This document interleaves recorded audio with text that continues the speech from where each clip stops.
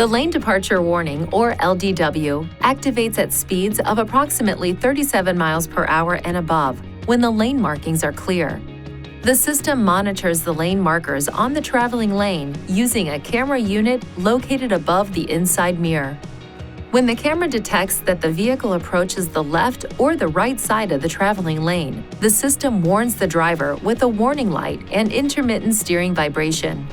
When the LDW is activated, the vehicle information display shows the lane markings as bright lines in the assistance graphic in the display area.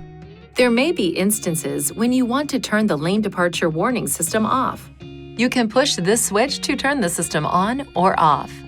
To enable or disable the system, use these controls to select Settings, Driver Assistance, Lane, then Warning LDW to toggle the system on or off. Please see your owner's manual for important safety information, system limitations, and additional operating and feature information.